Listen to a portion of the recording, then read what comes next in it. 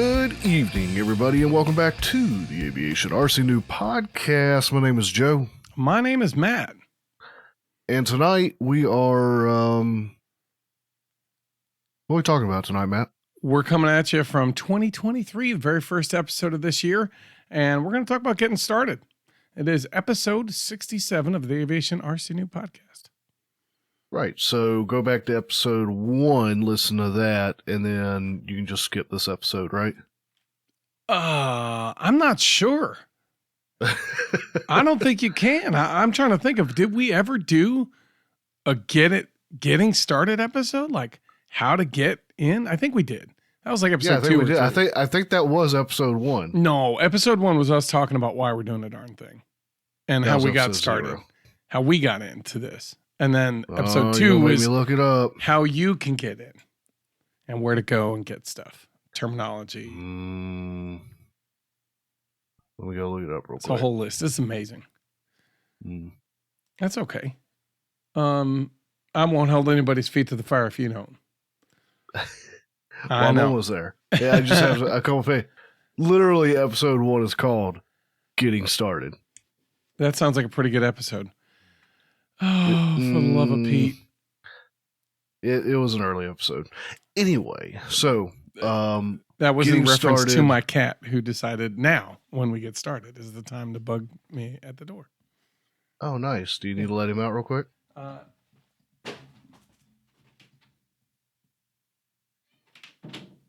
Apparently I do. Mm-hmm. He is persistent. Which one is that? Squirrel. He paws at the door and he meows and he meows and he paws. But we're good. We're good. Okay. So just what are we talking about? Just different. What do you mean? Well, it's been a long time. Okay. And there's some things that have gotten that are new, some products that are new, some planes that have kind of come along the way that are better ways to get started in the hobby than there were. So sort of revisiting the getting started concept just in 2023. Yeah. With some new products maybe that have come out. Yep, some of that. And the other thing is, there's a couple people that have asked me pretty recently about, and kind of were lamenting about all the different things, the troubles of getting started and the costs of everything. And it's like, oh yeah, it's been a while since I've had to think about a lot of those things because we've been in it for a while now. Mm-hmm. But, I wanted to kind of revisit it and look at like, well, what does it take? What does it cost to kind of get in with, decent quality stuff, at least decent enough, where you can learn and reliably get started with equipment that you're not just going to throw out the second, the second you can afford it. Right. Which, as we were looking at some of the stuff, I was like, yeah, I don't know that I'd see that lasting very long. Yeah. If you move beyond, the extremely basic, but. Right. Yeah. I mean, you can go, I don't know, way basic, but for the extra $15 or $20, you can get a pretty decent quality thing. And if you want to spend a little bit more, you can really get in and have something that, I haven't changed my Radio Master since I bought it. I have no desire to upgrade. It's doing pretty good for me. So. Oh yeah. And in all honesty, I could still be running off my Turnigy. The Radio Master just has some niceties that I enjoy. Yeah, exactly. So yeah, we're going to talk a little bit about that. I mean, is it going to be breaking anything new? I've looked at a bunch of reviews of people who said these are the best beginner aircraft for, 2023. A couple different ones, and they kind of echo a lot of what I was seeing and what I felt. Okay. They had a couple planes in there that I haven't tried. I haven't seen anybody fly it to know if it really stands up to the hype. But we can talk about it real quick. So it's not going to be terribly long, but it's going to be, it's going to be a moment. But as we always do, We kind of talk about a little bit what we've been doing in our journey. And I think the other part of this episode is you and I talking about, last episode, we kind of talked about what we thought we were going to do and how we measured up. And so this is the episode where we look forward to this year and say, what is it you and I are going to try and do, like a New Year's resolution, as it were, for us regarding the hobby, our time in the hobby, not the podcast, but us. Okay, I was going to say, is that sufficiently different than basically what next episode is going to be? But it sounds like if we're focusing the question on what are we doing individually, yeah, and then what are we wanting to do as podcast next episode? Okay, yeah, or something. If it's not next episode, yeah, it'll be next episode. Only add 14 days. It's that approximate time of year. Yeah, we're there. It's about that time. Yeah, 3 years. Man, 3 years. We're almost there. I can't believe it.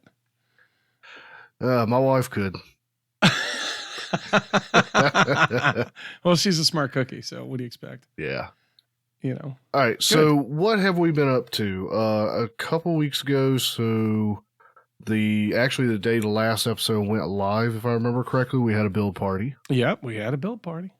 That was ringing in the new year. Yep. And Happy New Year.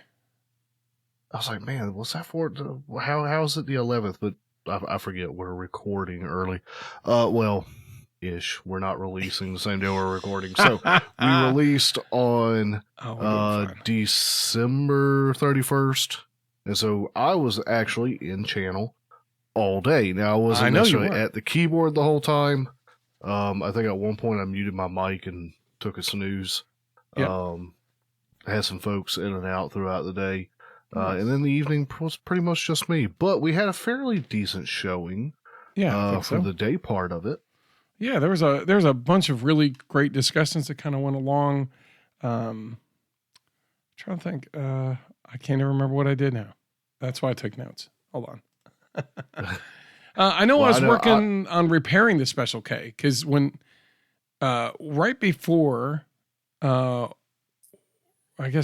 we got together and recorded the episode, or right after, you were coming up to play D&D, and with that, you brought a couple planes, and then we went out and flew.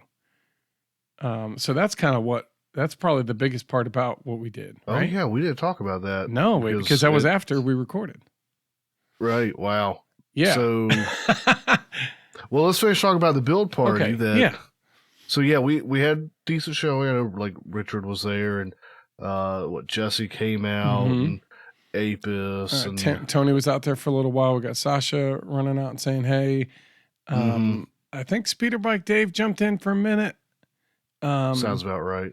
I think he was busy doing a bunch. I know Oliver came in there, and same with Quinn Perkins, and Matthew. I think Bushhawk, he jumped in. I'm like, what time is it in South Africa right now? And he's like, I shouldn't be up. And I'm like, okay, I just want to make sure. Never be up when we're I up. know. And I was like, I'm so sorry, buddy. But yeah, we got a chance to talk to all those guys. Oliver, so Quinn Perks was on the sim, and he was doing some 3D maneuvering and stuff in the sim, which was really cool. And I had a new friend who's shown interest in the hobby, and she just kind of wanted to see a little bit about what it's about. And so I was like, well, you can come to the build party with me, just to kind of hang out with me, and you'll just kind of get a sense. And so she was watching Quinn do some of the maneuvers, and so she's like, whoa, look at that. Like, holy cow. And I mean, that's how you and I, Joe, feel like every time we watch those guys do their 3D stuff. Like, what in the world? Like, holy cow. And they're like, well, whatever, I'm just doing some stuff. And you're like, wow. Yeah, I'm just playing around. It's whatever. Man. I know, right? And so, we're sitting there, and then I guess he had to move on and do some different things or whatever. Which was awesome. And again, we both were like, hey, thanks for showing that. That was really cool. And then Oliver's like, yeah, I just arrived at the field. I got my stuff. And he was doing it in real life. Like, he had his models flying 3D right in front of the camera. He'd like bring it right out to where his camera was sitting and kind of hover for a little bit. Yeah, man, you missed all sorts of good things. I don't know where you went, but you ditched out for a minute. I had something to do. Yeah, probably. I mean, look, you were there all day. What do you want? But it just Yeah. so happened, I think it was probably around like 2 o'clock or something, maybe 1 o'clock. But we were, so we were watching them, and she was like, "Holy cow!" I'm like, "Yeah, that's how I feel." But they were talking shop about 3D flying and 3D flying styles, and of course, with that discussion, I've been talking to Oliver and Quinn about which model should I start with as a beginner. Like, I don't fly 3D. I don't even know how to do it well. So I asked him, I said, what kind of model do you want? Should I get? And they told me that I should go. One thing I can do is go to JTA Innovations. We're not plugging them. There's no sponsorship or anything, but it's like I think, was it a EPP, or it's some sort of fairly durable foam. And it's like a flat, profiler 3D model. And it's got pretty intricate printing on it. And it came in the other day. I almost forgot that I'd ordered it. And it uses standard diagram servos. I think if I wanted to be more durable, I think they said, we usually use a Metal Gear because they tend to, but the plane is really light. And then it uses a standard 2205 quadcopter motor with 12 amp ESC or 15 amp or whatever it is. And that's it. And I said, yeah, it's a way to kind of get started and get your feet wet. And, you're not going to, the kit comes with everything you need, the carbon fiber and all that kind of stuff. It doesn't come with the motors and all that, but. How much was the kit? I want to say it was like, I want to say it was like $80. I'm going to check on it now, but it was like anywhere between $80 and $100, I think. Okay. And it's, I'll just double check it here, but Kind of pricey for it's a a profile. 32-inch extra JD or 33-inch. Okay. And it's $90. And like I said, it comes with all the carbon fiber. It comes with like landing gear. It comes with printed, and it's all cut out, and it's all ready to go. We're ready to put on the motor, a couple servos, and get it in the air. I know it still seems kind of pricey for a profile for me. I get it. I do get it, but at the same point, I wanted to see what this was all about. Yeah. No, I don't fault you. I'm just. And it's time for me to give it a try. It's EPP. Okay. And which means it's stupid durable, which is exactly what you need.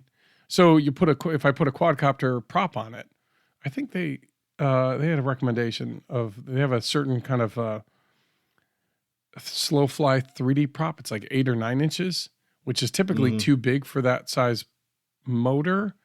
But because of how it's spinning all that stuff, it's actually not a big deal. I think they didn't have the prop available, so I'm gonna have to look for that separate. Anyway, so they again came highly recommended. Both of those guys who have mad skill were like, yeah, that's a solid model. It's worth getting. So I'll be reporting back, I guess, in the coming weeks as to what my experience is. But with that, the last couple of days, once it arrived, I'm like, oh, I better get on the sim. Because I'm not interested in busting this model the second I get it out of the box. So, and you actually seem to be picking it up pretty good. Yeah. I was able to at least hover for a little while, and I was trying to do some rolling harriers, which I was starting to get the hang of it, I think. But most importantly, kind of putting it in a hover and being able to come out of it without crashing, is I think where I'm starting. I asked those guys to see if they could give me kind of a. My thought is in the next couple of weeks, as I kind of get deeper into it, we might have one of those guys come on or both of them, and just kind of help us through maybe a primer of how to get started with that and have success. Because they both said like within less than a year, they were going full tilt on that with full scale and being very successful. And yeah, everybody's here. Look at their age. What are you saying? Are you saying that this old guy here right now can't keep up? Are you saying? Yeah, this old guy too. Why are you surprised? Because I'm amazing. Come on now. No. Yeah, they're both right. They're both young guys. So obviously better reflexes than this old guy for sure. But no, but there's they said throttle management and using rudder is your first goal. Mm-hmm. I could see that. Yeah. Anyway, so that's definitely something that started. Um, there's been some movement on the Special K. I was able to, with that, I realized that there was a deficiency in the servos that I put in the Special K. So I picked up bigger ones, a little bit more powerful servos. Maybe we should go ahead and talk about its flight, so folks Okay. know why there was a problem. And we'll just Okay. kind of say that's what we were doing for build party, was fixing that, and Yeah. I was building on the Flurkin. So Oh yeah. So let's the day that we recorded, and then the Thursday we went out to play D&D, and Friday morning we went out to fly. It was a busy holiday.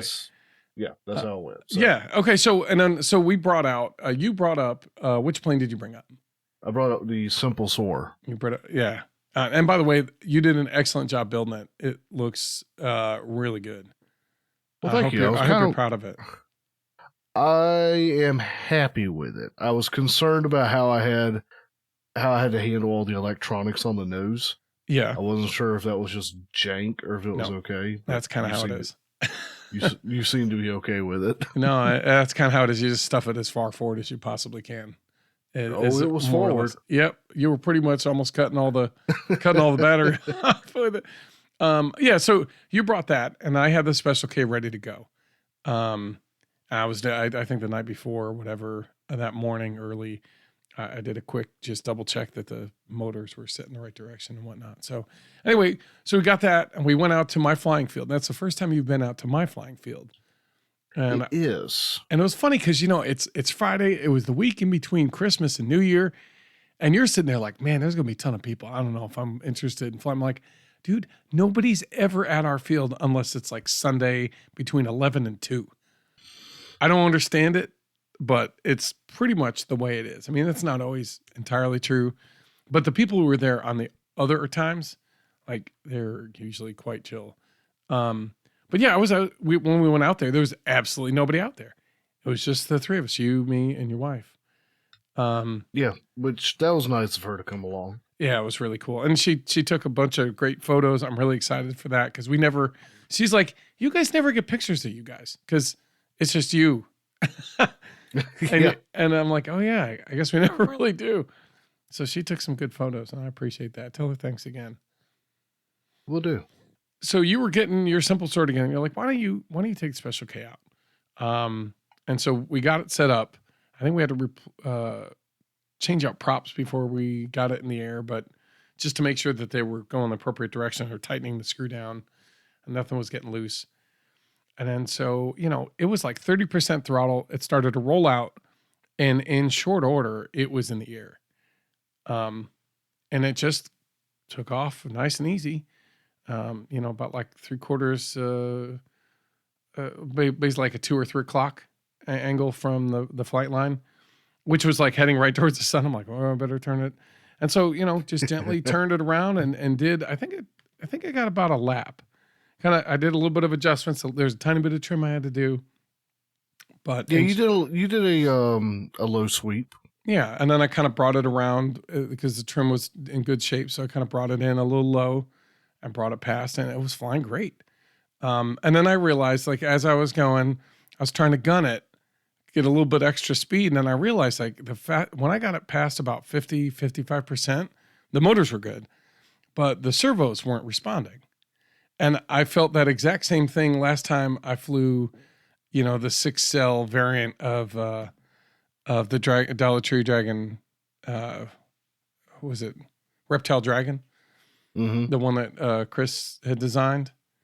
And I'm like, right. We overpowered the servos. Put the 6 cells in it. Yeah, exactly. Yeah, when I did that and we were cruising, I was like, whoa! And I was like, no, nice. And I'm like, can't do anything with the elevator.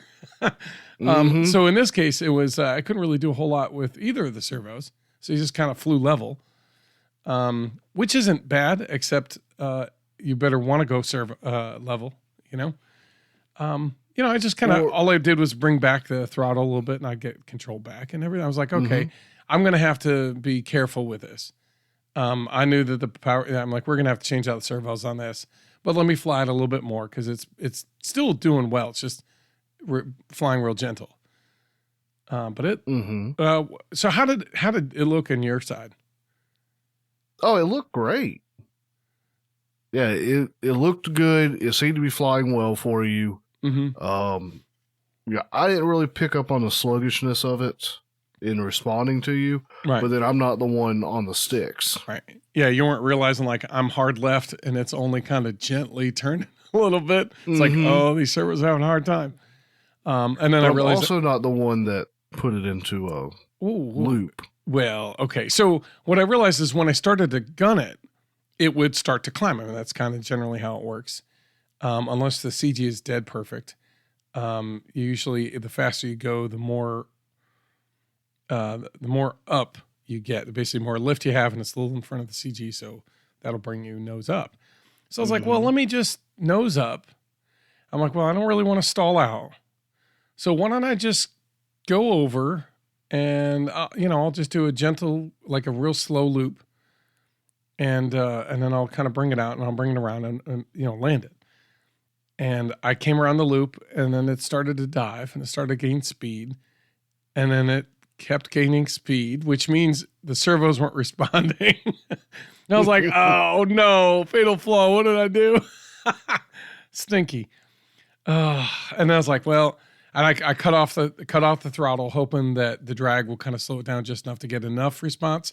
And it was starting to get a little bit of elevator control as it was coming close to the ground, but I wasn't able to pull it out fast enough to get it level. And it parted it parted the field a little bit with the nose of the plane.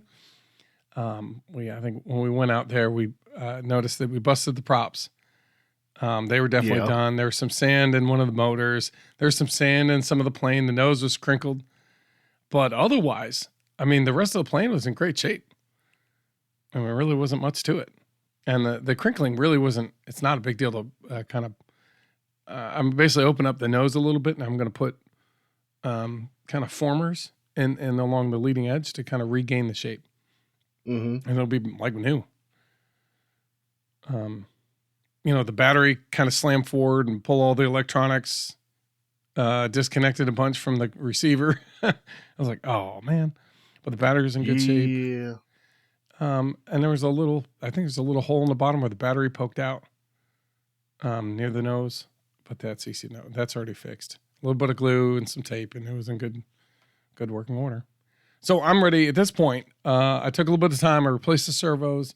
I refished all the wires. And so now I'm ready. I'm ready to go back out there and see, what I can do with it now. It's gonna be a lot of fun.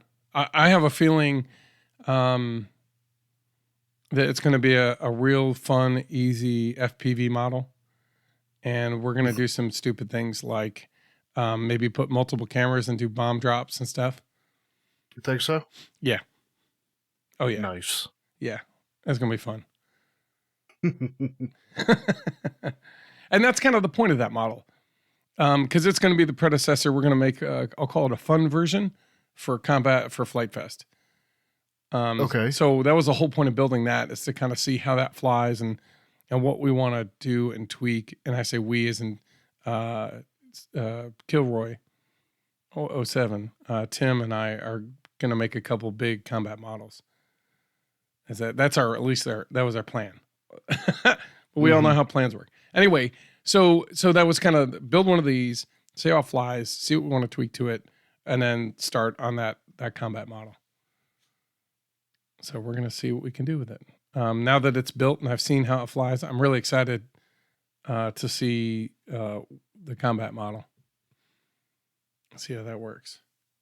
Well, it'll be a good time. Yeah, and then we kind of walked out the field. We assessed the damage, we brought it in.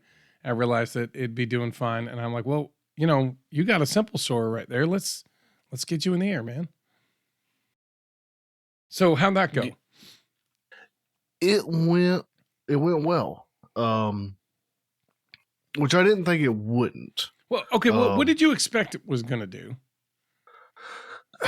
I had been struggling with it flying more nose down than I wanted. Okay. it just wasn't gliding very well. What was that Um, more because like CG deal it was or CG, yeah, okay. because I had put the CG right on the wing spar or slightly forward, so it was like tipping nose down Mm-hmm. when you go to check it. So I shifted it back and had it right on the threshold of maybe it's starting to be tail heavy, Right. which kept it loftier when you pulled out the throttle. Right. Um, now we talked about doing a mix where because now when you throttle up, it wants to climb. That nose wants to go way up, and so Right. you're holding the nose down Right. uh, Or while you're throttled up, but then you back off and you're having to pull the nose up right. because all your speed's gone. So you and I talked about me maybe going into my transmitter and setting up one of my slide channels or slide Mm, knobs to be an adjustment for sort of like a like an trim for my elevator, but then have it on a multi position switch so that right. when I engage it, it automatically like Sets it noses up or to noses down right. based on where I have that slide set. That way, when I go to engage the engine, I turn on that switch and it automatically noses down for me, just to keep it for just to counteract the nose up of the motor. Mm-hmm. Yeah. So there was that, and it now that ended up flying very nicely. There really weren't any updrafts to be had that Yeah, there's like a little bit. It was a cloudless sky. It was really yeah. beautiful. But that also means that there's not a whole lot as far as updraft. So, um, So got to fly a bit, and then I ended up handing it to you and insisting that you fly it. right. And I'm like, dude, it's your plane, man. Go enjoy it. And you're like, no, I want you to fly it. Yeah, And you I went, fly it. and I did, and it was a lot of fun. I think I found the edges of some really small thermals. I think I caught like a tiny bit, but for the most part, yeah, there really wasn't much out there. But it flew really well.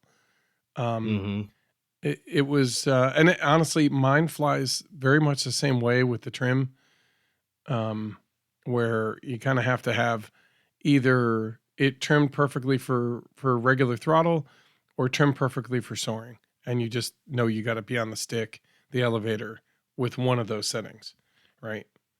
Yeah. Um, I I, I know that there's got to be a better way to trim it out and balance it out so that you don't have to. But I haven't been able to find it yet. So, but it reminded me like, no, I really should go back and do something with my simple soar. And I think I have I'll call it a weak tail, the joint between the stabilizers and the boom. That joint, if it does a couple um, rougher landings, it'll tend to get weak. And so I need to go and reinforce mine because it's a little weak. I think I had one or two landings that weren't as level and sweet as I like them. There was like Right. a couple like a tip strike, and I kind of did a little bit of a cartwheel. It's like so it's not super strong there, but you also want to try to keep as much weight out of that as possible. Because that's where you can have issues balancing it if you don't. Mm-hmm. But yeah, it was good. And so one of the things I remember you remarking, I'm like, yeah, you can fly this thing for like ever, and you're like, no way. And then No, we I mean, flew it for like 15 minutes solid, didn't we? yeah, and I knew it could be flown for a while. Like I didn't disbelieve you. Okay. I don't think I knew. I didn't think I was going to get that much flight time out of it that day. Okay. But remember way back, I flew your simple soar right on the edge of that nasty thunderstorm that was rolling in, Yeah. and we had a hard time getting it down. Yeah, we did. Yeah, you hit something and went up. You were Yeah, it up and away she went. I'm like, yeah, you gotta kind of spoil the air. Yep. Yeah. I forgot about that. But yeah, I mean you can really I told you I said that 1300 batter or whatever it was you had. I'm like that thing will last you a good 20 minutes. Easy. Mm-hmm. And if you're careful with it and you catch a thermal, like you can have much longer. Yeah, it'd be good. I know the other thing is the other night, I've been looking at the Hobby King Vampire since it came out. I don't know how many years ago. Now, what's the vampire? De Havilland Vampire, DH 100, I think. and it's an EDF model that Hobby King put out. It's like a 70 millimeter EDF. It's foamy, and everybody who has flown it loves it. It's basically like a glider, is kind of how it flies. It's a good luck getting it down. It'll pretty much fly forever, even though it's an EDF. They say like the flight times are about 15 minutes, Okay. which is pretty unheard of for EDFs. Usually they kind of suck down the battery real quick. Because they say most of the time you don't really need much throttle at all. You're just kind of cruising at low throttle. So we were looking at it, and one of the things that, I was like, oh, it's $170, $160 or whatever it was. And I was like, nice. That's a price I want. I'm in. And it, has all the motor and all the stuff. I put it in the cart and I hit, how much is it to get to me? And they said $100 or $120 or something like that. I'm like, what? Get out of here. Like, no way. And they're like, well, if you send it from the USA warehouse, it could be $200. I'm like, yeah, but it's only available in the Hong Kong one. And then so we, I was talking to Jesse a little bit, and we were looking at it, and we're like, yeah, that stinks, because, it's probably worth like maybe $250. Three is a little bit too much. You know what I mean? It's like, So we looked, and then all the USA warehouse had was parts, but they had all the parts. They had the wings, the boom, the fuselage, the canopy, the tail cross piece, the horizontal stab, and, servos, and, they had an EDF, but you can get them far cheaper, and they will sound even better from a different source for about the same price. And I was like, you know what I think I'm going to do? I'm going to get all the parts. So I ended up putting enough in the cart to get free shipping. And so I've got a Vampire in parts on its way. Motor should arrive at about the same time. So when it gets here, I'll be able to put it together. As a bonus, I've got not an ugly stick, but it's a stick variant version coming in. I think that operates on a C-Pack or something like that. So I've got those motors available to put on. So with a little bit extra, I was able to basically get a Vampire for maybe not 160 or whatever it was they were going to send it to me for, or they priced it out for. It's like, I think when we figured it out, it was about 200. But I was happy with that. That was a price I could get behind. So I'm excited to get that in and put together and fly, because it's, again, everybody who's talked about it. I think Richard talked about it. Jesse's got one. And there's a number of other people who I've heard talk about it. We're like, man, that's a great plane. It's worth getting. So it's been on my radar for years. And I was just trying to figure out how to get it to me at a reasonable price. And I did. So there you go. So those are things that kind of I'm on. That's basically what I'll be working on in the next couple of weeks, I'm sure. Is a 3D plane and the Vampire. And flying the Special K and enjoying it. Well, then we want to talk about some potential upcoming build nights. Let's talk about a little bit about the community stuff, and then let's do that. And then we can get into it. So you're looking at a tentative January the 27th. Yeah. Standard time, 8 to 11 Eastern. Yeah. Right now these are all 8 to 11. I'm thinking I'm going to switch some of the February ones to be mid-afternoon. Okay. We/you, because February kicks off Builduary 2023. Join in, have fun, go out to the Flite Test forums. I put out a page for FTFC, that's Flite Test Forum Community or Forum Challenge 23, so 2023 Builduary Build Off Challenge. And it's basically build 4 flight test planes. I really don't have to be flight test, but build 4 planes in 4 weeks. Get them flying and take a quick video of them flying. And by flying, we're using that in air quotes. Get it off the ground, have it sustain off the ground for at least a little bit. And good luck, because 4 weeks goes by awful quick. Yes, it does. But a lot of what I've noticed is even the people who didn't really do a lot, they sound all disappointed. There's a lot of people who are worried about, I guess, feeling like they failed the challenge. But the challenge is kind of coming up with 4 planes you want to build and doing your best to get them built and really being engaged with that community as we do that. So the build nights are kind of an excuse for us all to get the chance to talk about what we're doing and get opportunities to build. And everybody's welcome to just join in and talk and build with us. If you're not doing the challenge, you're welcome to join into whatever we're doing build wise. But I urge you to give it a try. You'd be surprised. And as I understand it, the whole point is, even if you don't build any and all you did was get some plans together, figure out what planes it was you wanted to build, you're still a step closer to having some planes being built. Yeah, so that and having them ready. Served its purpose. That's it. Yeah, that's the point. So yeah. I'm hoping so. So I set up February 3rd, 17th, and 15th, I think. So basically just most every weekend. I'll probably be February 3rd, 17th, and 25th. 25th. What did I say? 23rd? The 15th. Oh, man. You're bad tonight, man. Oh, I guess my head's not in it. I don't know what's going on there. Oh, is that coffee? Oh, yeah, it's coffee. Oh, yeah. I'll give you some. Okay. And then there's dates thrown at the board for March and April.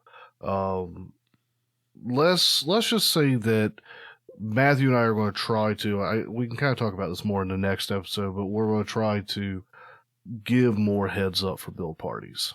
Yeah. So we've got some ideas for dates in future months, beyond what we've talked about, that we'll try to lock down a little better and give guys more notice on that kind of thing. Absolutely. So I think we're figuring out the first weekend and maybe third weekend in March, and then midway through April is what we're tentatively talking about. But we'll firm those up in the next couple weeks. But yeah, so generally we want to make sure that we've got build nights out a couple months out, so that way you can kind of set aside some time.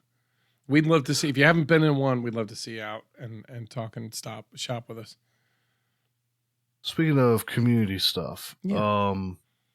The Noob Wonder, have we locked anything down on that? I did not get a moment to look through our Discord.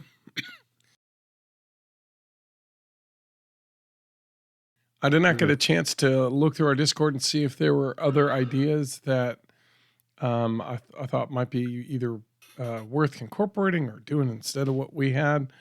But I think you and I talked about an idea I think we're happy with. A very plain square-ish wing, but with the wings from our logo as the tail feathers. And then working on a skin that goes with it. And Richard came up with a pretty good skin idea, I thought. Did he? I hadn't been watching that channel too closely. Yeah, he did. I like what he put together there. And you're welcome. If you're listening to this and you've got a couple of ideas, if you wanted to take a stab at what a Noob Wonder would look like, we'd love to hear it. Okay. Well, then sounds like fairly near future we'll be getting that over to Dan for him to finalize, and then we'll be able to get it out to folks. Yeah, absolutely. And we want to get it out before February if we can, so that way we can, if you wanted to build one as part of your Builduary challenge, we would love it, and then you basically keep it with you, or maybe build another one and then bring it out to Flite Fest if you're coming out, because we're going to have a gaggle fly in. Nice. Yeah. All right. Let's talk for a few minutes about our, last thing. Sounds like you're more up to speed on this than I am, but Ron and Tom with RC Plane Lab are doing an Aerostar Streak build challenge. You want to talk about that for a second? An Electra Streak, yep. I'm sorry, I misquoted it, but I have a link here that goes directly to it. We'll put a link in the doobly-doo there. It's an old model called an Electra Streak, and Ron was putting together short kits for it.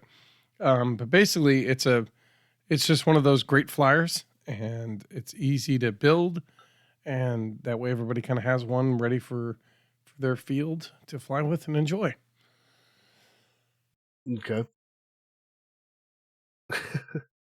And for clarification, because I did go by their website, I don't think they're selling No, short kits. I think they just have a he short list of materials. originally he that's closed by now. He's like, yeah, I don't have enough time to be able to do all this.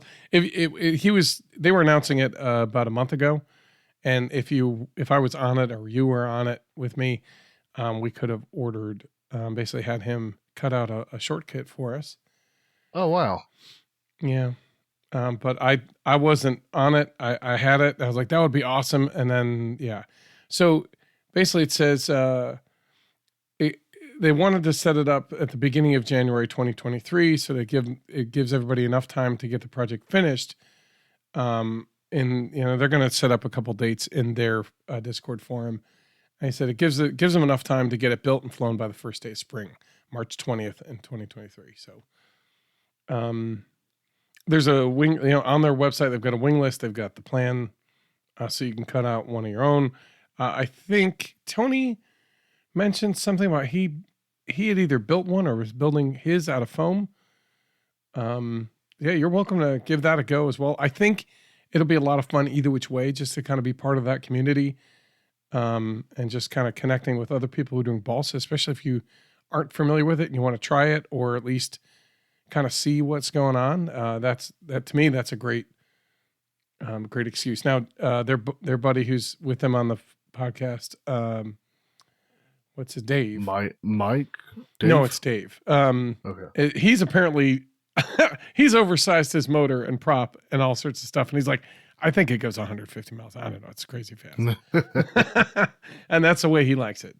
But yeah, so. It's a model that I think that was designed specifically for electric. They have a little bit of history and stuff like that. So go take a look at the link on the website. Join in if you can. Even if you don't do anything, go over and say, hey, they put together a really good podcast. It's one of the ones I certainly is in the bi-weekly or weekly rotation for me. Nice. Mm-hmm. History segment. Yeah.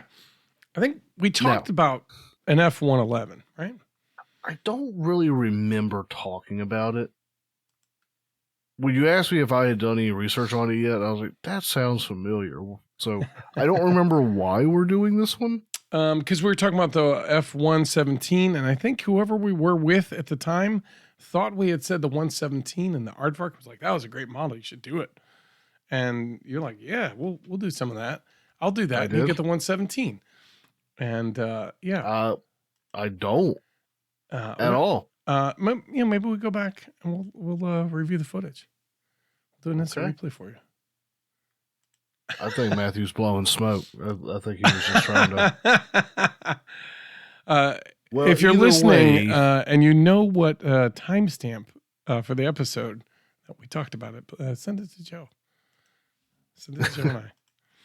Matthew at Aviation RC Noob. Or Joe at Aviation RC Noob. So the F-111, General Dynamics F-111 Aardvark is a supersonic bomber.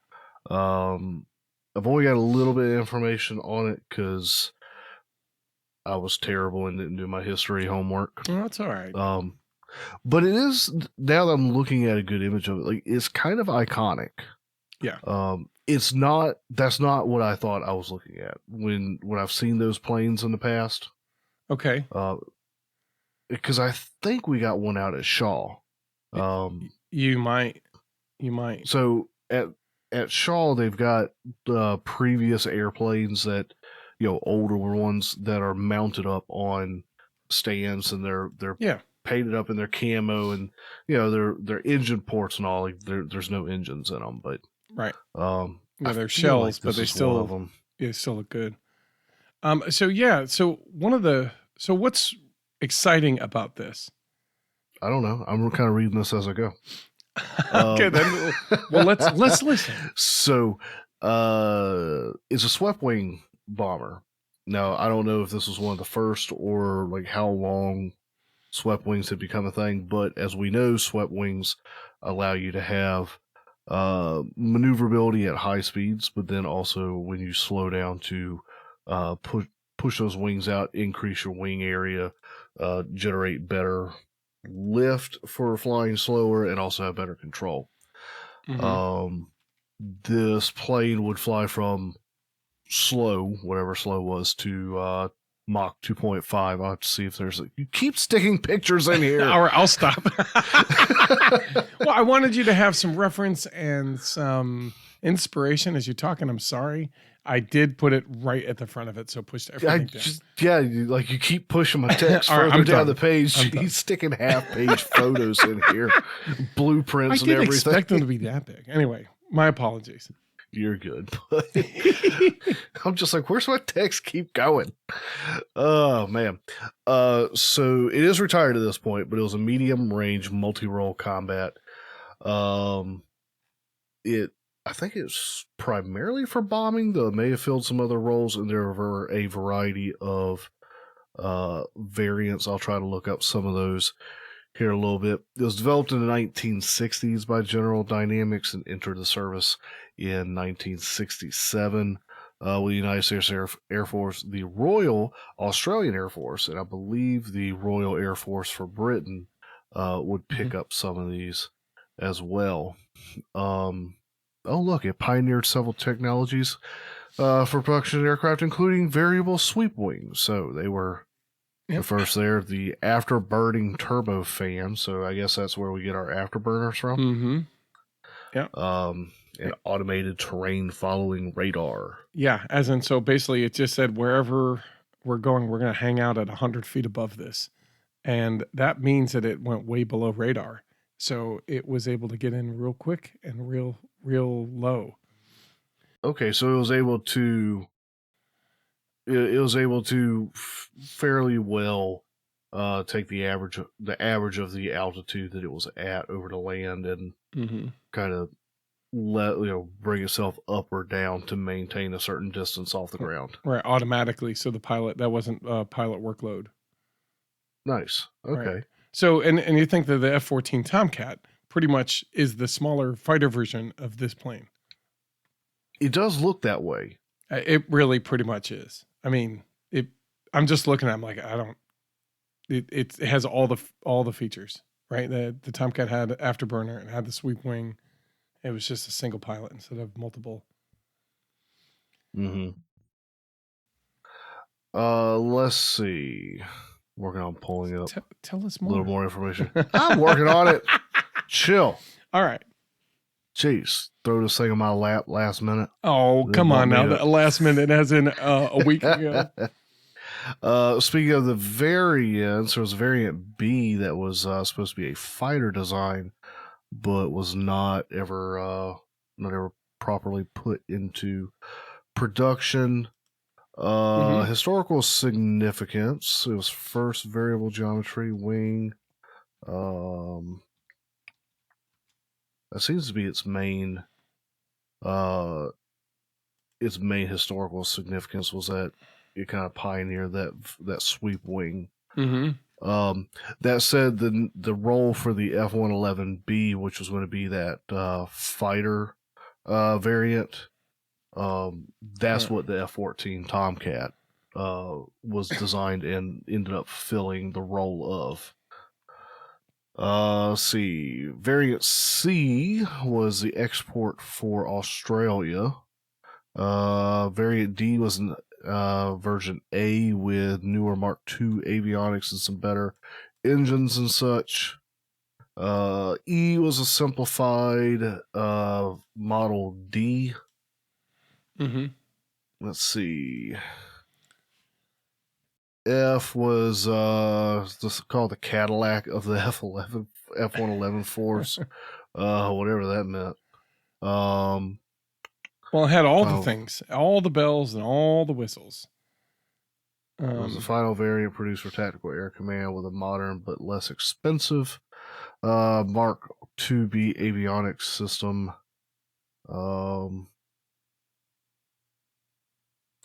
Model F could reach Mach 1.2 at sea level on full afterburner. Yeah, so its speed would be altitude dependent too. Yeah. Um, Yeah, the higher up, the faster you can go. Typically. Yeah, so enough about that stuff that I don't know about.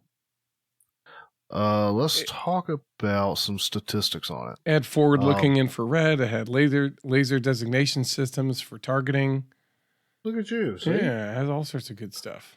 Matter of fact, if you are watching the Maverick, Top Gun Maverick, they use those to hit the box. I haven't seen it yet. We started. We saw the first few minutes. That's the important part in my mind. Yeah, where he goes, "Where am I?" And the kid goes, "Earth." Yeah, so that was fun.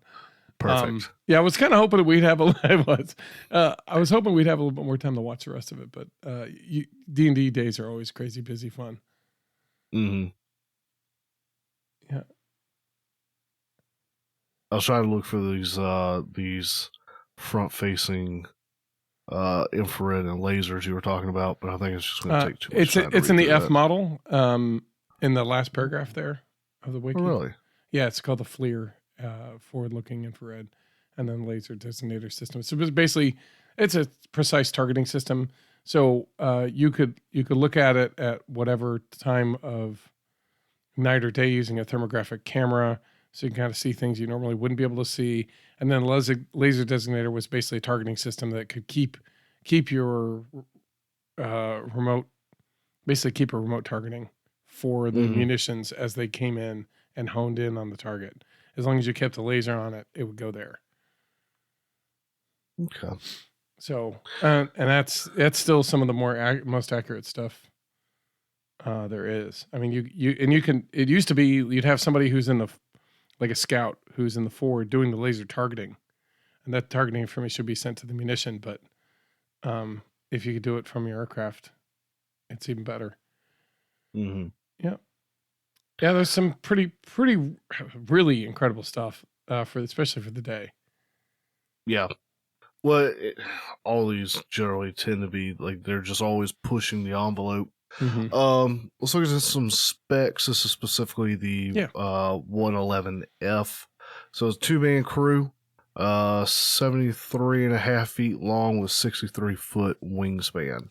When the wings were in the swept back position, the wingspan was 32 feet. So it almost cut the wingspan in half. Right. Bringing them in. 17-foot high, 660 roughly square foot wing area when spread, 525 when swept. Mm-hmm. Empty weight, 47,200 pounds gross weight, which was gross, like gas in it. I should know this offhand. Yeah, I think it's fueled up and ready to go. Okay. Gross weight 82,800 pounds, so 82,800 pounds. Max takeoff was 100,000 pounds. Power plant was using 2 Pratt & Whitney Tango Fox 30 Papa 100 afterburner turbofan engines. 17,900 foot-pounds. Pounds of force. Yeah, pounds of force, or 80 kilonewtons. I don't know why I said foot-pounds. That's all right. Of thrust each, 25,100 pound force, or 112 kilonewtons with afterburner. That's like an extra third. Like that's going to 150% with afterburners. 80 to 112 is 32. So that's a solid. Yeah. It's like it's around a third, 30% increase. Let me get my calculator. 32 over 80. Yeah, you know somebody's gonna be like, it was specifically 37%. 0.4. Okay. So 40%. Nice. That's a solid boost, actually. Dude, yeah, that's a lot, man. Yeah. Could you imagine hitting the button and go, whoa? It's like when I hit the power mode in my Prius. Yeah, right? Nice. People make fun, but that thing will haul. All right. Well, let's learn how fast this thing could go. Maximum speed, 1,434 knots at altitude, or 1,650 miles per hour, or 2,656 kilometers per hour. Maximum speed, so that was at altitude. At sea level, 795 knots, 915 miles per hour, 1,472 kilometers per hour. That was Mach 1.2. Maximum speed was Mach 2.5. Range was 3,210 nautical miles. That's 3,690 miles, or 5,940 kilometers. That's halfway across the globe. And then ferry range is the same. So the ferry range must have, I guess ferry range was just like additional distance. It seems to pick up an additional 3,200 nautical miles. Basically, its range doubled with external drop tanks is what it looks like. Yeah, I think so. But that ferry range is always weird. Surface ceiling 66,000 feet, or 20,000 meter. It could withstand 7.33 positive Gs, specifically positive. Rate of climb 25,890 feet per minute, or 131.5 meters per second. Yeah, talk about unlimited vertical. just it's a rocket. Point it up. Just point it up and hit the button. Point it up. And you'll be up at altitude in two minutes. 60,000 feet, 2 minutes for 50,000. Let's see. What did I say? The service ceiling was 66,000 feet. Rate of climb, yeah, 2.5 minutes. Boy, oh boy. I mean, yikes. That's all I gotta say. That's moving. Oh man, that's cruising. All right, guns carried a single 20 millimeter M61A1 Vulcan 6-barreled Gatling cannon in the weapons bay. Why does that sound like the one that is on the A10? It might be. It's just it's not a slow speed attack vehicle.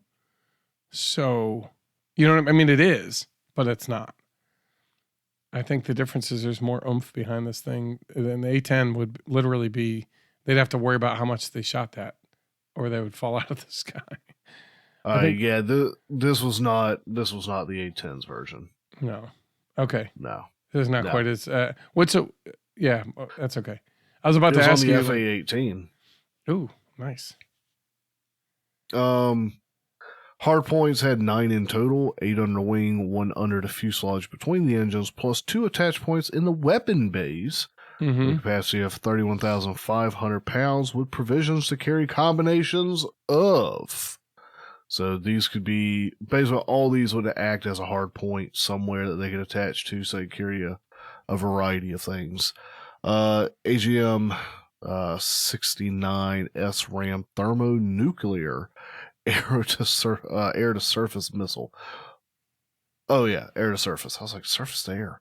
So it could fire air-to-surface thermonuclear missiles, and then a AGM-130 standoff bomb. It's effectively a rocket-boosted version of the GPU-15.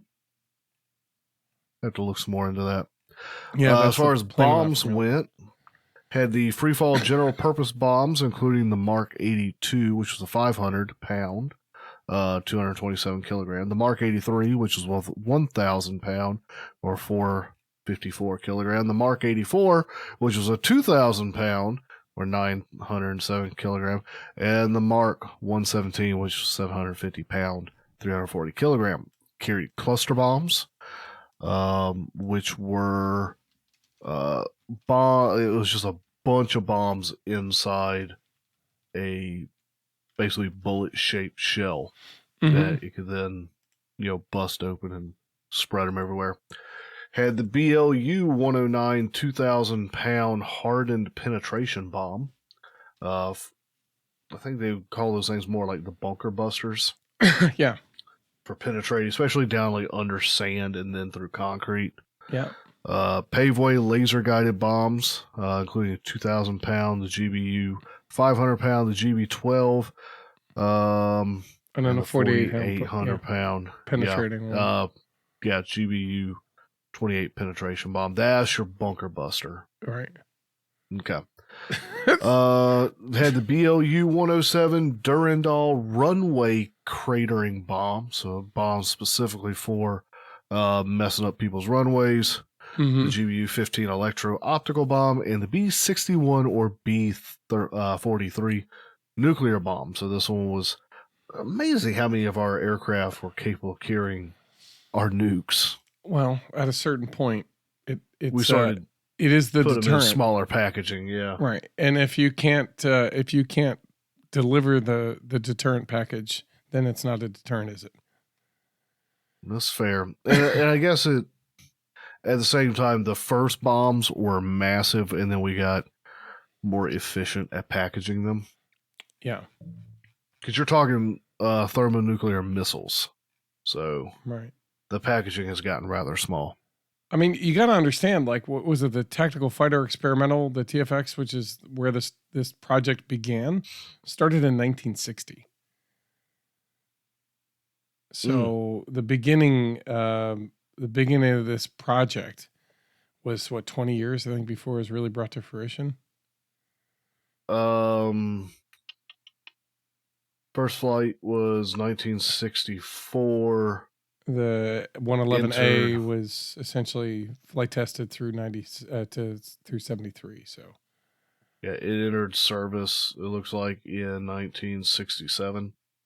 Officially, yeah. I'm just trying to see when the B model or the C model that were, yeah, it's in the 70s, 1973. So the C model was accepted in 1973. Well, hopefully that wasn't too boring to listen to. No, I don't think it was. Do you see the picture of all the munitions laid out? I did. I thought while you're going through it, might as well take a look. Because boy, oh boy, that's a lot. Yeah. One of the things that's neat, the innermost, I'll call it munition pylon, would rotate with the wing. Right, to keep it forward facing in the wind. Right. Well, I mean, the other ones weren't, but the one that was next to the fuselage would rotate with the wing as it rotated. I wonder why the others didn't. It's not necessary, I suppose. I think a lot of them were probably the mechanisms create complexity, and that creates more maintenance. So unless you have to do it, don't bother. It looks like a lot of more kind of somewhat smart or even relatively dumb bombs. So all you had to do is drop them. Didn't matter what direction they were facing. I imagine it created more drag, but that's what I say. I just see it being just an air drag situation. Yeah. Well, cool. Here's a picture of a little paper model there. Yeah. Well, thank you for going through that. I appreciate it. It's yeah. Let's pretend I did an okay job at that. And, I think you did. I'm trying to remember who. I really think you're blowing smoke as to why this came No, up, man. but I'm trying to think of who the heck was our guest who we were talking to about it. And I was like, our no, guest. We hadn't had a guest in a minute. Oh, come on now. That's not true. We talked to John Woodfield not too long ago. Been a couple months. It's been a while. We need to get some more guests on. I think that'll be coming pretty soon here, though. All right. So why don't we get on to the main topic? And again, I don't think some of this stuff really hasn't changed a whole lot. I still feel that you're best to get into the hobby transmitter when you're really on a tight budget. Transmitters are always buy what you can afford. Mm-hmm. And stretch that if you can, because it'll be worthwhile. The better of a transmitter you get, the longer it will hold with you in the hobby as you develop. But the FlySky i6X is an excellent beginner transmitter. It's somewhere around $50 to $60. in general. It comes with a receiver. It's fully functional. I mean, it's as functional as a Radio Master. I think the gimbals are not as high quality. And that means more that they will wear out a little bit sooner. But when you're talking about, you're talking about like years and years of operating it on a regular basis, where the gimbals might start to loosen up and wear out. Some of the bearings might kind of not be as smooth or whatever. It has a more plasticky feel because it's more, the plastics aren't as hardened and shiny. They don't have as much of the fit and finish as some of the other models. But it has an LCD screen. It has a full, model collection. You can do all the mixing, anything that any of these other transmitters can do. It can get done. So it's very reminiscent of my Turnigy. Yeah. Although I see some turn knobs at the top that my Turnigy did not have. Yeah, some potentiometers. Yeah. And they have a number of 2- and 3-way switches. So again, any beginner model, I mean, really, that should suffice you for years in the hobby. That's the other thing is the receivers are inexpensive. They're between $15 to $20, I think, per. And so that way you can get a small handful of them and have a small fleet ready to go at all times. And those receivers actually go up to 10 channels. They sure can. So if you're building a more complex model, you can still use that same transmitter with a far more integrated model, where if you have flaps and landing gear and maybe you want your canopy to actuate on a switch, you can do all that, especially with the 10 channel. Mm-hmm. Yeah, so it's all quite possible. 10 channel would open up individual ailerons, elevator, rudder. You could have individual flaps. Your throttle, that's 7. You'd have LEDs. You have LEDs, that's 8. Right. I mean, if you have like one of those LED modules, you probably put it on a switch, and depending on what PWM signal comes in, you set that to a potentiometer. You could set to a couple different things. If you had retracts, that's what I'm saying. Is that, if you have gear that retracts, you could have the doors on one. You could have the gear on another. So I they didn't really think about the doors, because I just think of like the gear having its door on it, so when it closes up, it right. But a lot of times when you're getting kind of fancy, those doors actuate first, then there's a pause, and then the gear comes out, and then sometimes they close back up depending on the model. So look at that. That's talking individual ailerons and individual flaps, which we're not. I mean, generally, if we're running flaps, we just take our ailerons and kind of aim them down a little bit. So like, it's not. 10 channels is a lot of channels. You can also build a bare bones Hercules with 8 motors and individually address each location, each motor. Theoretically, at least with the 10 channel. Yeah. You could. Because if you don't need rudder, because you're going to have differential, all you need is elevator and aileron. That's 2 channels. That's all you need. Yeah. Having spoken from messing with the Turnigy, and that screen gives me very much the Turnigy vibes. Yeah. Mixing can be interesting in that menu interface. Mm-hmm. So watch your videos. You can do just about anything you want to do. Yeah, there'll be some learning. It's just some mental acrobats to get it done. Yeah. And then otherwise, I would say if you can, any of the Radio Master kind of 4-in-1 multi. I've got the T16. I've seen people love that one. It's an excellent. It's one that you can do anything in the hobby you want, pretty much. You buy toy models, and they'll link up with this thing. They'll all work out great. So I urge you to do that. To me, that's one of the best ways to get in.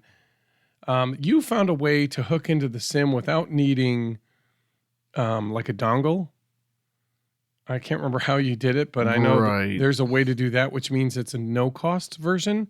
Now, I bought a dongle for an extra 20, and that allowed me that allows me to connect at least with Phoenix RC without Hmm. any issue. And Phoenix RC costs nothing. So really, for the $70, you have a SIM and a transmitter and a way to connect it to your computer. The transmitter comes with a receiver, so when you build a plane, you can fly it. Now, I'll say when I connected mine, I was connecting to Radio Master.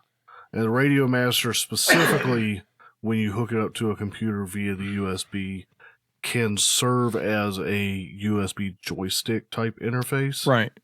So you And then don't there was need the an in dongle. between. Right. Then there was an in between software that you use to basically rebuild the transmitter in the computer. Okay. So that wouldn't work with a FlySky. You'd have to have the dongle, probably. Yeah. So know that depending on what sim you're going for, like the Real Flight, I still have yet to get my newest Real Flight to really work with any of my transmitters. The old one, I needed the dongle, and that's been wearing out. So I'm really kind of disappointed with Real Flight at the moment, but it's a great simulator. You can buy it with, was it Tactics or something, or it comes with a Spectrum, and that's a full receiver, and it comes with that, or a full transmitter that you can use out in the field. It'll cost you a lot more though. And each receiver costs a heck of a lot more than the FlySky would. So, in my mind, your best bet would be the FlySky i6X. If you can afford more, go with one of the Radio Master or Jumper brands, and full size ones, not like the kind of. I've got the T8 SG, the Jumper T8 SG, and it's like a medium size, not quite like a little toy, but a little bit bigger, but not quite a full size one. That's great for little kids. I mean, if you're looking to get it in for little kids, that's perfect because it's better for their hands. And then if you've got more than one transmitter, you can always buddy box. So to me, that's the best way to get started. As far as what kind of models, I enjoy the building. So for me, getting started with Flite Test on a nickel was excellent. But it does take some perseverance and some level of dedication to having joy and interest in the building and the learning that goes with all that. You can get a power system for very inexpensive, maybe $25. The orange can, very cheap stuff. It'll get you started. And eventually, if you go, okay, I really enjoyed this, you can then start upgrading your power systems. And you don't need much, right? You need like one, and you could swap it between your planes. But if you want to get the ready to fly stuff where you don't have to think about it, then you can go to, I'm going to butcher any of the make, but the Aero Scout, I can't remember it's the Horizon Hobby brand, whatever that is, the Aero Scout. And then there's the Timber. Timber's another one. That's a trainer, basically big trainer Tundra plane. So it's got big bouncy wheels, so you can kind of land anywhere. And it flies real docile. I think it has a stabilizer built in. Same with the Aero Scout. So you can go in like if you take your hands off the controls because you panic because you're new, it will level it out at least horizontally, and it will try to bring it to within a couple degrees of horizontal, like a level as far as general level flight. Same with the Timber. And they'll have so it's like safe technology. And they'll have a gyroscope, so it'll combat any wind, so it makes it easier to just concentrate on flying. So those are really good examples of great beginner models. They do cost ready to fly prices, which is $250 to $350. Again, that's on top of your transmitter. Most people getting started, if you're willing to spend that, that's a great way to get started. You can, if you just have $100 and you want to just get in an all-in-one kind of deal, I think it might be 100 or 120. The Hobby Zone Sport Cub 2S ready to fly. It's the caveat with that is it's small, and it's like almost like a UMX style Planes are like they're 2-gram servos. They're really small, really light, kind of paper thin foam. But it has a stabilizer. It has safe. It has all the tools you need to get started. The only thing is that it's very tiny, and it's you can't fly too far away. It'll turn into spec really quick, and you also have to go on very calm days. So you can't just go out and hope. Like the Aero Scout will be able to fly, and the same with the Timber at almost any, as long as it's not like the thunderstorm coming in, right? Like as long as it's not like that kind of weather. Um, Mm-hmm. but it can fly in some wind and it can take some general conditions, whereas the Hobby Zone Sport Cub, little 2S will not. It will not take that. But I've seen people who have that and they fly it, and it's a joy. You can also go with the UMX Radian. The Radian's just a glider, and to me, gliders allow you. It's easy to either turn off the throttle and all you're concentrating in is one stick at a time, right? You can concentrate on elevator and rudder and just worry about the one hand and not worry about the throttle. And then when you get closer, you can kind of turn on the throttle and climb back up, and you have a little bit more stick time with it. That's one of the things I really like about that. Any of the gliders, really. Or you could keep the throttle at a kind of low. You don't need much, and just let it go. That's part of what I like about, we talked about what FT models were good beginner models. I think we both, I'll have you go through your list. I mean, I think they'll probably overlap a lot. Mm-hmm. For me, it's the FT Old Fogey, because it's, again, one of those ones you set to a really low throttle and you just have fun with it with the one stick, and you just go fly it, and you can fly it for 20 minutes. And so you can get really comfortable with it coming and going, Mm-hmm. and really get into actually getting your brain wrapped around how to fly. And then from there, you can upgrade, to a different model with a little bit more capability. Um, Again, going in I think the simple soar, like a modified simple soar, the one that has like a wooden piece in the center of the spar, so the wing doesn't crack on you. I think that's a great model to start with too. I didn't really believe it. When I built mine, I was like, no, I can't. It's too big. But bigger is better. Yeah. It's a lot more docile to the wind. The wind doesn't really carry it around as much as smaller ones. It's not as twitchy. So it's easier to kind of learn with it. So the simple soar to me, because you get a lot of stick time, you get a lot of battery time, and you only need to set up for one stick, so you can really And concentrate on getting that. Once you have that, then you can go to something else that requires some throttle with that, or maybe put in an aileron. and really, I think if I had more stick time just on any plane, I'd be more confident. Right. Just the knowledge, or just the plane being up there and you remote controlling it. Mm-hmm. There's, whether it's fast or can do various things or Right. whatever, like just being able to have it up there and fly it around, whatever the plane is, the stick time. Yep. In the Old Fogey, I used to get plenty of stick time, but not many other planes that I get a ton of stick time before batteries were depleted, Yeah. or I doinked it. Right. And then that's the big thing. That's part of why those ready to fly models are great beginner planes, because they're simple. They help beginners with the typical mistakes, and they give you plenty of time on the stick. So, and in that same vein for me, the Explorer. Part of what I like about the Aero Scout and the Explorer is that they have the propeller as a pusher behind the cockpit, like behind the wing. Okay. And what I like about that is the hardest thing I found when I started was you bought the cheap, I'll call it cheap, but it's more inexpensive power kits. And the props that they have are not robust. They will snap on a dime pretty much. If they touch the ground, they're probably going to break. But they're inexpensive, and you could buy 20 of them for $10 kind of deal. But you just need to be ready to replace a ton of props as you learn. So with the Explorer and with the Aero Scout, the prop is behind the wing and it's above the fuselage. So unless you've rolled the plane completely, you're less likely to damage your prop. good luck busting your prop, honestly. So, I mean, what you have to do is maybe replace the front of the plane, but it'll still fly. I mean, as long as I you mean, really haven't destroyed it. unless theirs does like your Tony the Tiger Explorer did, or Scout, No, where did fine. the motor just like completely came unglued, and That's probably a Scout.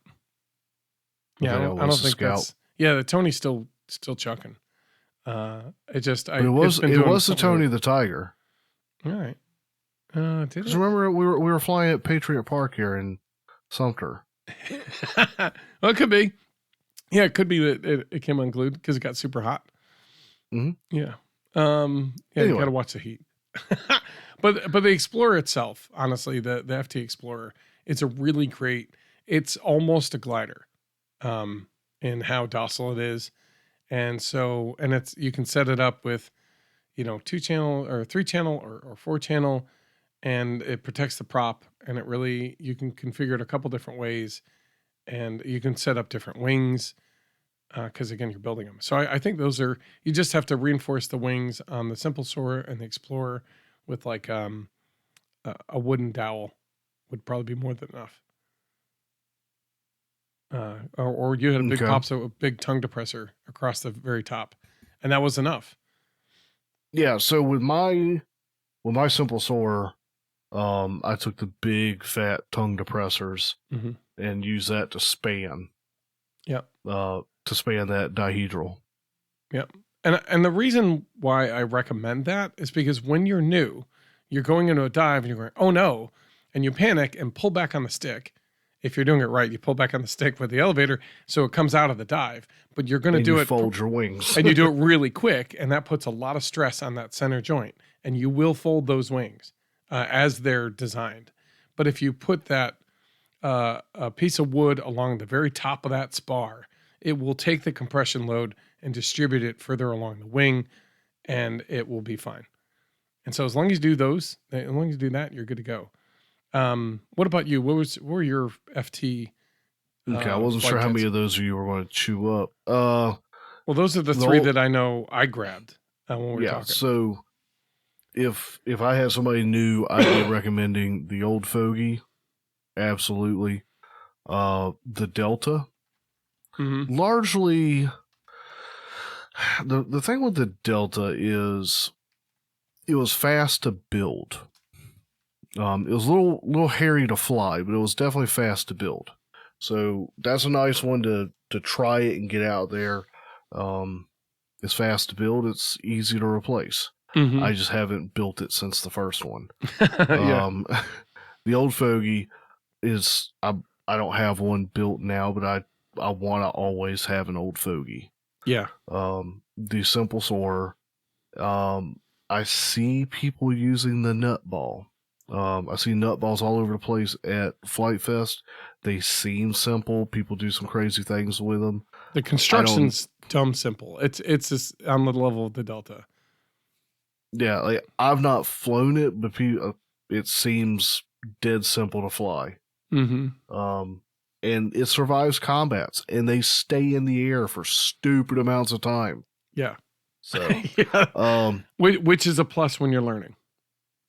And you put the Spitfire on the list here. Because when somebody's excited and they want to fly a Warbird, because everybody wants to fly a Warbird or a jet or something. It does fly well. It would definitely not. It's a beginner Warbird.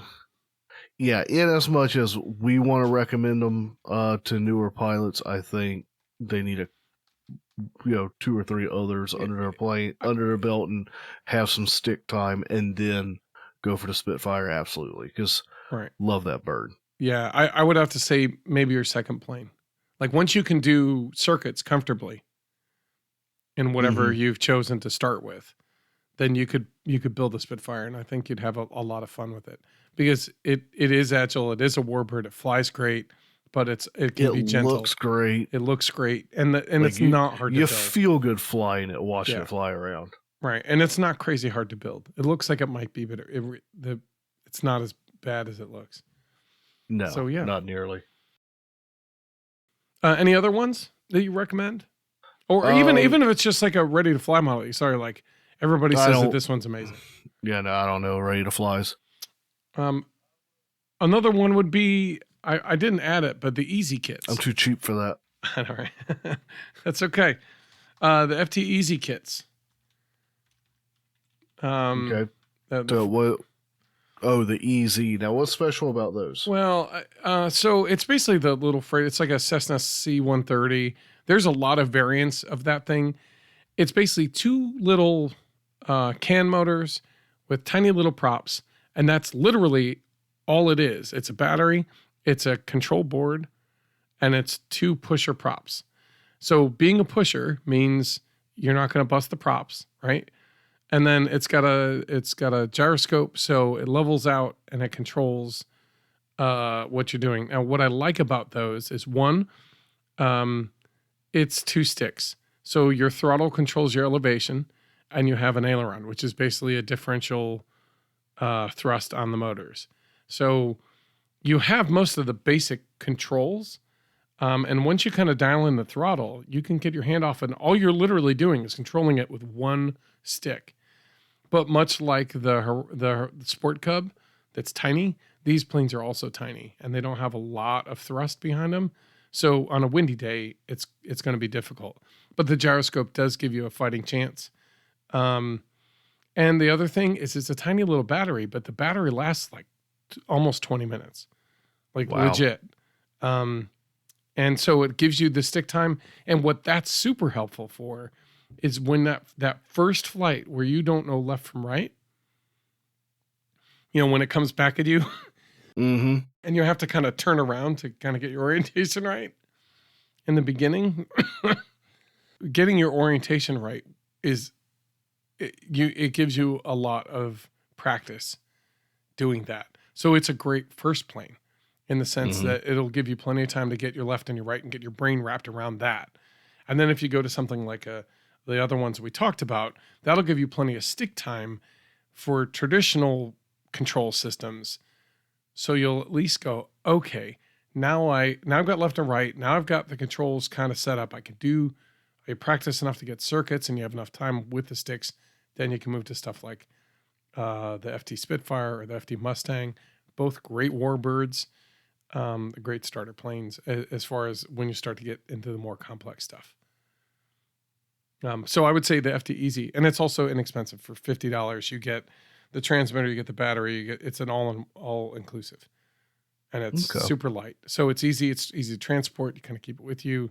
You can plug those batteries into a USB on your computer, to charge them. Mm-hmm. So it makes it easy, literally easy to get started and enjoy them. And then, as we learned with the STEM tents and the stuff with Flite Test, you can take the power systems and get rid of the plane and design your own and have fun designing your own plane. And they have a bunch of kit ideas and stuff, so you can build inexpensive variations on it too. So it's not like you're kind of stuck with what you're given. You can do more with it. All right. So that brings us to what? Predictions? I mean, does that cover getting started? I think it does. I mean, the other thing you're going to need, a LiPo charger and the batteries, right? And I think those are the big things. You need a plane, you need the power plant. And again, we've got a podcast dedicated to all the information about all of those. But it's like you get a transmitter, get a plane. You're going to need the charger to be able to charge the batteries. I mean, that's enough to really kind of get in the air and get started. And most importantly, find a friend. Yeah, I wish I had somebody here who enjoyed building and flying. Yeah, out in your town. Yeah, like I got plenty. You got me, man. I'm there. 2.5 hours away. I appreciate that. Well, I get down there when I can. I know. I mean, I've got people that I've taken flying before, and they ooh and ah, and that's great, but it's not their hobby. Like they think it's awesome, but they're not going to do it. So yeah. It's hard to find. It's hard to convert. A lot of people that's not a time and money investment they're available to have. years ago, Sumter had a flying club. Yep. And it was literally right off of Shaw, like right outside the gate. But times being what they are, anyway. So predictions for this year. Now, this is for us, and this is more. Excuse all that chair noise. This is more just what we'd like to try to accomplish for ourselves in the hobby in this coming year. I'll kind of go ahead and go, and this section need not be terribly long. Biggest one for me is just going to be to fly more. Fly more and build a little more. And by a little more, I've got quite the standing order over there. So if I do what I'm wanting to do, I'll have built more than I've ever built before. At this point, I'm getting out every 2 or 3 months to fly, and then I'll have like a battery worth of flight. So, right, I need to get out more. So I'm hoping. It makes it hard right now with it getting dark so early. Well, yeah, wintertime makes the only way to do that is to plan on a weekend morning and go out, like plan the night before, have everything kind of ready except for the batteries. Wake up, start charging a couple batteries you need, and then when that's done, that's when you go. It's not easy, but that's probably your best bet into making sure you do that, at least during the dark.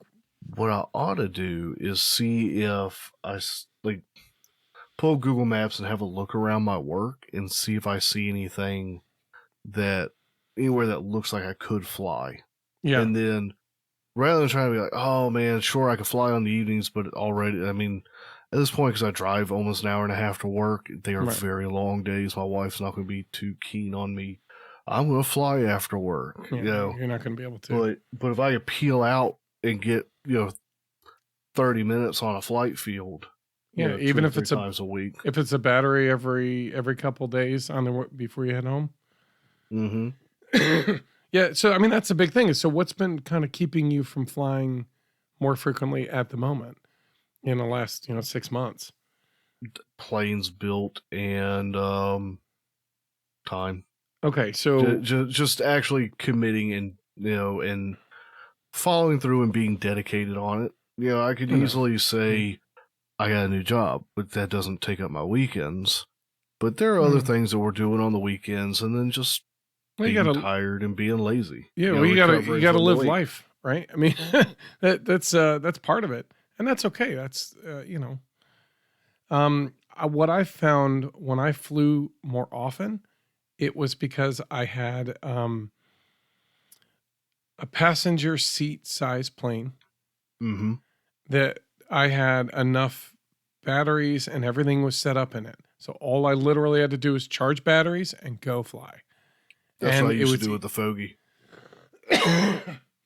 So I did the same thing with the Aero, FT Aero, and I really can't recommend that one enough as well. The Fogey is a big plane, where the Aero is small.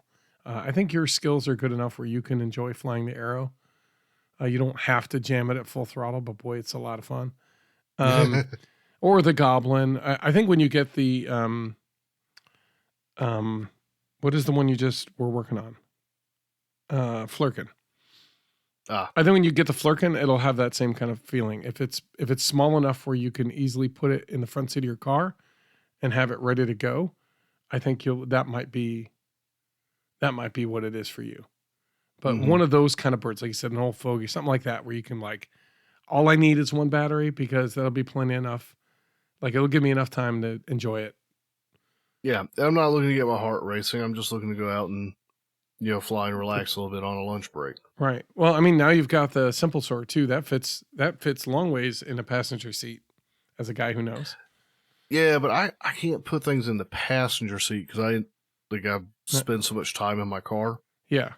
So more what needs to happen, and I put my car in the shop tomorrow, which means when we're done recording, I've got to go out and clean my car out. Yeah. But I put my car in the shop tomorrow to fix where I got rear-ended and sandwiched. Good, I'm glad. So in a couple weeks, whenever they're done, I'll have the back door back. Nice. So I'll be able to access the rear of my car again. In Okay. which case, I can lay a seat down and Have it there. stow, Yeah. yeah, the simple soar there. So, Well, that'd be good. other things I want to finish the speed build kits. I want to see how many of those speed build kits I can get built before Flite Fest. Now, not necessarily built and flown, but No, built. you should fly them. Come I don't even have a motor for them right now. on. We'll fix that. I promise know. we'll fix it. I'll fix it. I just got to order one. I want to build the Jetworks RC, the F-16 that I Mm-hmm. out of Depron. Yeah. You know, since we spent all that money on Depron, I need to do it. And then I've got the Eclipson Model B and the Eclipson Model V Victor. So wait, so that's some 3D printing stuff. That is 3D printing. All right. But I'm still struggling with the 3D printer. You and I have been talking about the troubles and woes I've been having. The only one. We have a 3D printing channel. And we were talking, I was talking to Jesse the other day. Oh, nice. That's cool. And he he was like, "Oh my gosh, my printer." He's having similar kind of woes at the moment. He just bought a new printer. He to did, deal but he with was the hoping old to printer problems. Yeah, but he was hoping to do all sorts of cool stuff, and he's like, "Oh, this thing is not working." He said he almost bricked the whole thing. The new one? Yeah, I think so. I don't know if it was a new one. I think it was he was doing something with the old one because he knew the new one's coming, I think. Okay. Well, the good news is, even if he screws up the firmware, you can still flash new firmware, which we need to do for you. Yes, we do. All right. And I'm going to have to watch a video on how to do it again because I done forgot. Okay. I know. But that's okay. That's okay. That's why they make the videos, so you don't have to remember it all. Good. That's right. I've got the Eclipse Model B, which is basically like the Cub kind of style. Yes. And then the Model V, which is a glider. Okay. And man, I was looking and I saw a Spitfire somewhere, a 3D printed Spitfire that was beautiful with retracts. Whew, baby. Yeah, it was everything I could do not to hit the buy on that one. But I can't even get my Model B printed, so wouldn't do me a whole lot of good right now. I guess first things first, right? Yeah. It's easy to put the cart before the horse, but you know. Well, plus that Spitfire was going to need like another $300 in electronics, so. Yeah, I keep looking at the F-35B VTOL model, and I'm like, oh, I cannot look at that. I cannot even look at it because there's the electronics cost alone is significant. But boy, oh boy, I'm looking forward to the day. I want to build that model. The F-35 is a beautiful bird. We'll have to cover that in history at some point. Anyway. For you this year, and then we'll work on getting out of here. All right. Well, I've got, I've actually written out what I've noticed is this year. I know me enough to know if I do not make a list, the projects meander and squirrel a lot more than normal. If that's even hard to believe. So at this point, I'm going to start creating lists so I can continue to tackle the projects and bring them through to a successful flight. Nice. So that's my pledge to myself. I do want to do some 3D flying. I want to learn how to do that. So learn how to do the Harriers and the hovers and all that kind of stuff. I'm going to start with light foam. I'm going to start with the foam. I'm probably going to build the FT3D. I was told that it doesn't have the kind of mass that's helpful, but it's a good model in general. It could use to be a little bit heavier, so it's not as affected by the wind. 3D printing. I want to 3D print some planes this year, and I want to build a couple balsa models. I've got a couple on my list, so they need to get done. The 3D printed models, I want to do the U2 Dragon Lady and the Quickie. And those are, I think, RC 3D Print Lab. I also want to get that's early this year.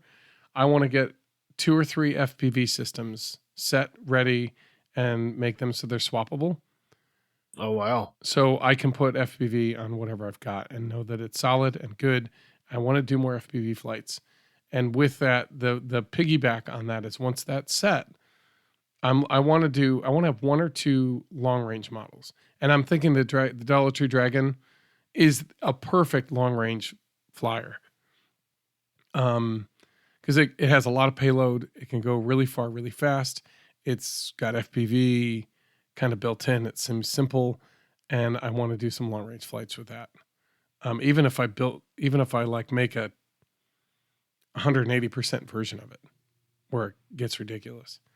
And then I've got I would like to probably take the Quickie, and using the Quickie build for the kit, using the build manual, I want to take that and build a fiberglass model using hot wire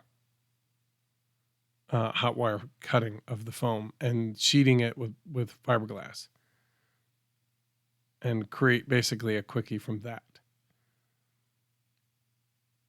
So that's kind of and it's a pretty lofty goal, I guess. But I've been watching more and more. I'm like, I need to do this. I have the materials. I've purchased them. They're ready. So it's... I mean, having the materials on hand ready to go, it's a big plus. Yeah, that's a big part of the time. Yeah, and the money. Well, yeah. It's not cheap either. But at the same That's point... literally where the money's at. But once you have it, you can do a lot with it before you have to go and resupply. We'll talk about what we want to do with the podcast next week. Red Jensen is on that list. If you have not been following what he's been up to, he's been making leaps and bounds on his racer. It looks beautiful. I urge you to go over there and take a look. Okay. It's about time for us to have him on again. Yeah, we're closing in on it. So anyway, I'm gonna even as we're quote unquote closing in on it, with him closing in on what he's doing, his time becomes exponentially more valuable as well. Right. Yeah.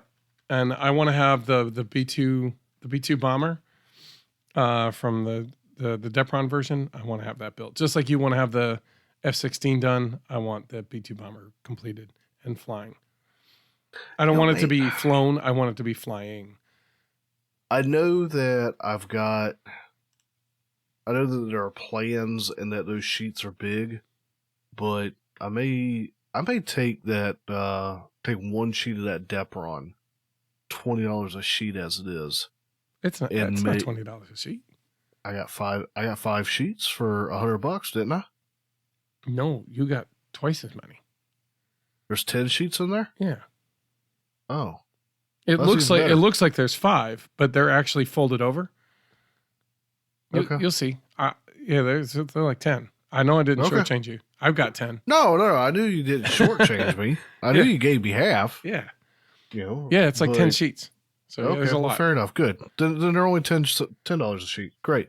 I'll take 1 and make like an arrow or something.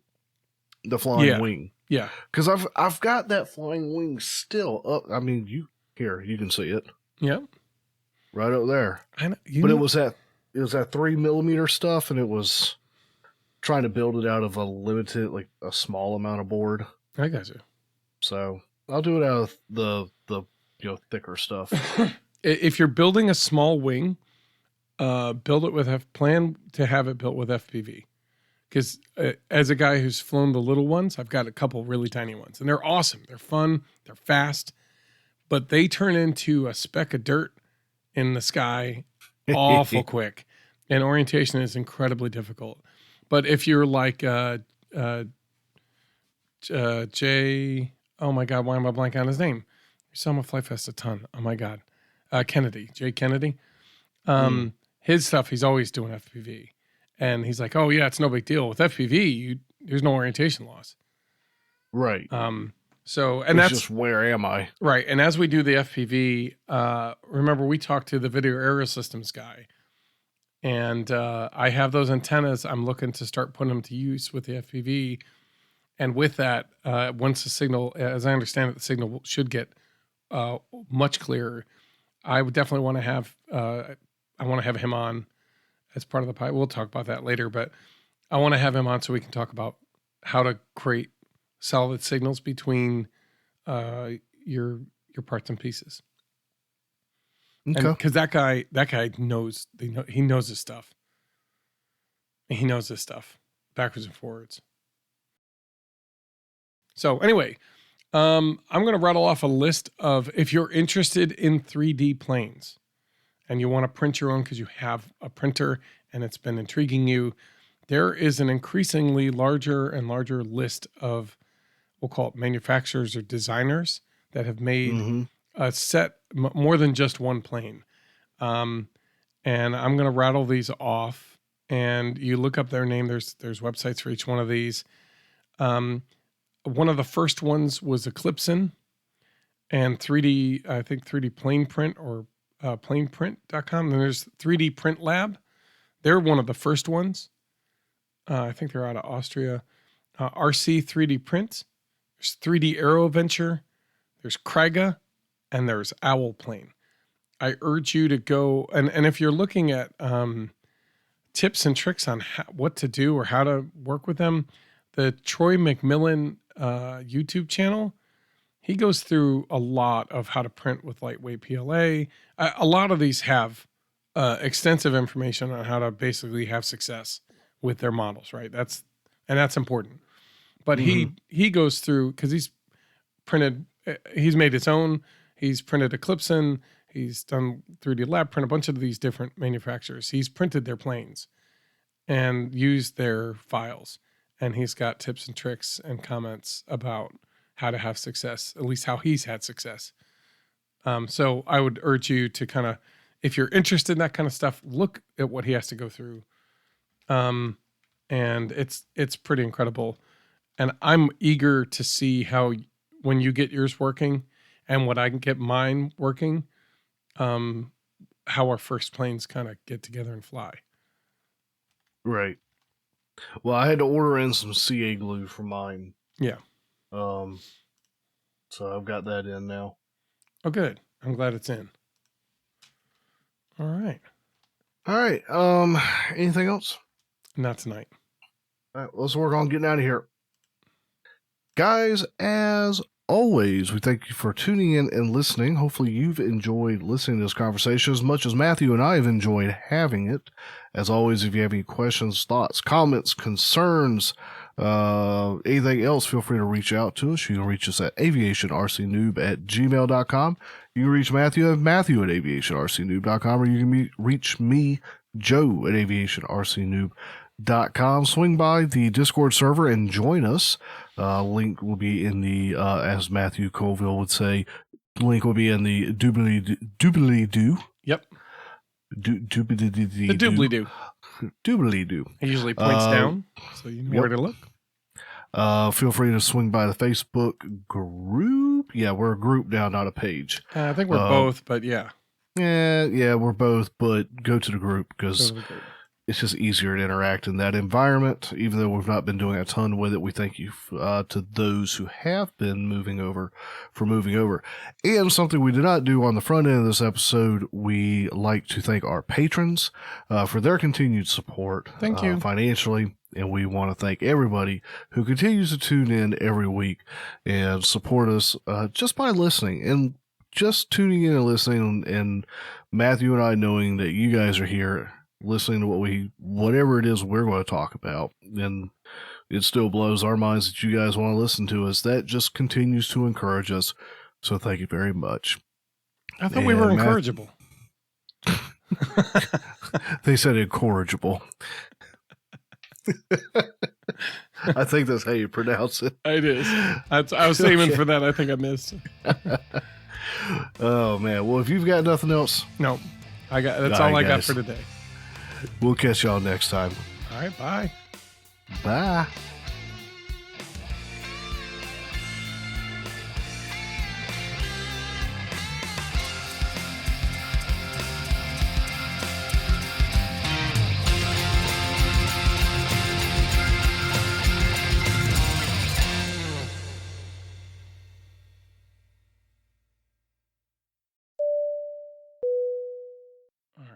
Electro Streak. I think. Boy, my hair is fantastic tonight. What the heck? You know, it's gonna be what it is. You can turn your webcam on. I can make fun No, of you get yours. nothing in like it, mister. I I had no idea that was off, really. Then I can make fun of your hair. It's, Look Nope. at that cowlick. Oh, there it is. Yep, it's awful. I got the headphones covering it all up. I had an epiphany. I said, I've got these 17-gram servers I got to switch out in what is that big guy in the Special K, and then I realized those 9-gram servos would be a great replacement for the one that's in the HR7, the HRC7, the one that wasn't working. So I'm like, well, let me replace that, and I did, and now I've got the HRC7 ready to go, and the Special K. Look at you. Well, let's see what we can do about keeping this one kind of short. We say that every time. We always say that. All right. Well, let's see if we can get into it. We're going to call this 2023 Hodgepodge. I don't know how I feel about that, but